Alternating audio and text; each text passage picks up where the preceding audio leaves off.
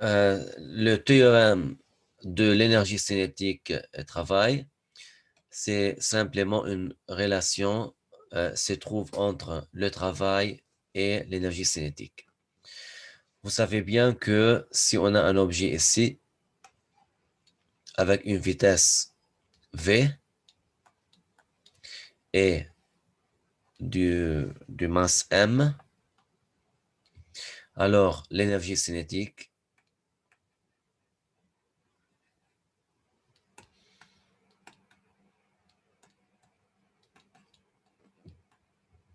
est égale à 1 demi m v au carré. OK? La vitesse, la masse, et voilà, 1 demi. Là, on donne un petit exemple. On a initialement euh, un objet de masse m se trouve initialement à x initial. Cet objet a une vitesse initiale v initiale et on pousse cet objet avec une force F1, voilà, F1, pour déplacer l'objet de la position initiale à la position finale. Ici, l'objet aura une nouvelle vitesse V finale. Alors, comme vous voyez ici, on a de déplacement de l'état initial à l'état final, delta x, qui est égal à x final moins x initial. Le théorème de l'énergie cinétique et travail, qu'est-ce qu'il dit? Que le travail total, la sommation de travail total, est égale à la différence de l'énergie cinétique entre l'état initial et l'état final. Alors, est égal à 1 demi mv au carré final moins 1 demi mv au carré initial. Et le travail total ici est égal le travail exercé par aussi, écoutez, vous pouvez avoir ici la force de frottement aussi. OK? Alors, la force, le travail total est égal le travail de F plus N F1 et on a ici encore mg. Alors, c'est, voilà, les forces totales appliquées sur l'objet. Ici, on a m fois g. Et ici, on a n et on a F1. Alors,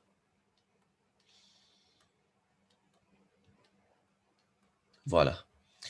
Tout ça est égal à la différence de l'énergie cinétique. Ah, pardon, j'ai écrit en anglais l'énergie cinétique. Normalement, c'est écrit E cinétique. OK? Voilà.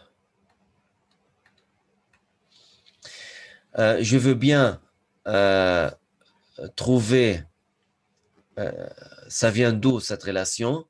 Alors, on fait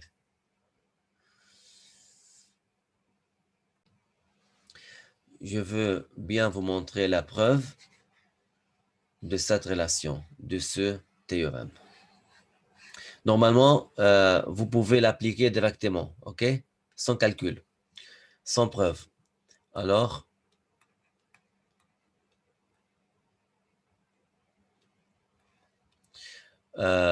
de cette relation, voilà.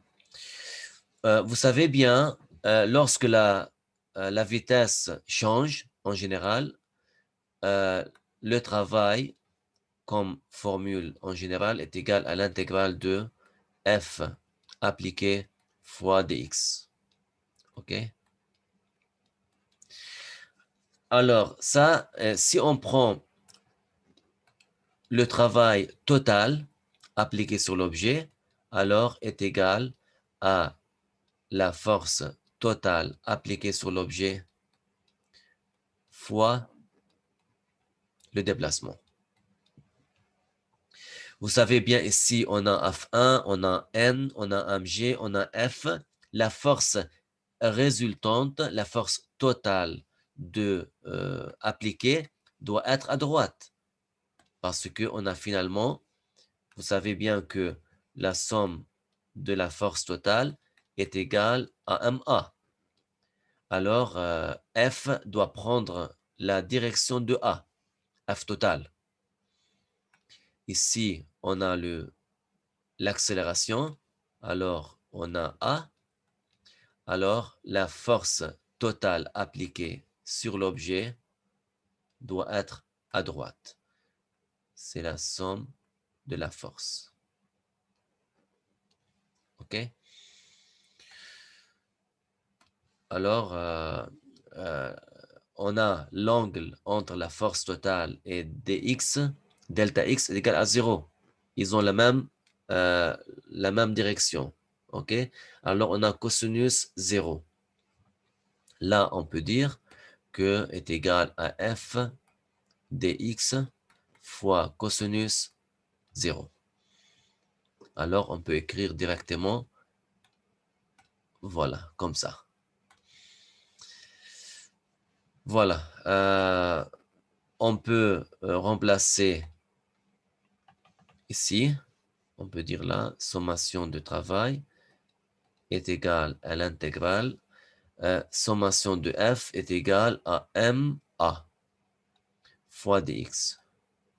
Et x entre l'intégrale entre x initial et x final. Vous savez bien que a, c'est le dérivé de v. On peut dire a est égal à dv sur dt. OK? Alors, là, on aura intégrale de m dv sur dt fois dx.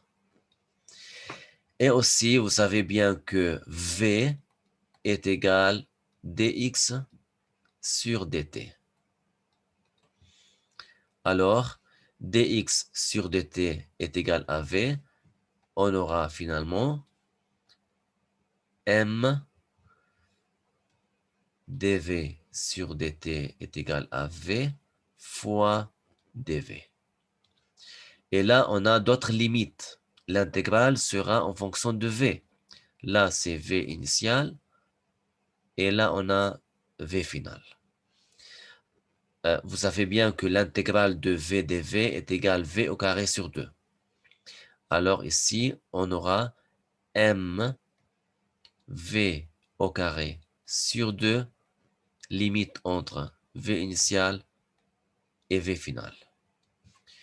On aura n demi m v au carré final moins n demi m v au carré initial. Voilà, c'est la relation entre le travail total appliqué sur l'objet et la différence d'énergie cinétique. On peut écrire finalement que la somme de F, il faut bien retenir cette relation, est égale à l'énergie cinétique finale moins l'énergie cinétique initiale. OK? Alors, on peut dire là que l'énergie cinétique finale est égale à l'énergie cinétique initiale plus la somme de travail exercé sur l'objet. Voilà, c'est une relation très importante à appliquer dans les problèmes après. OK? Merci.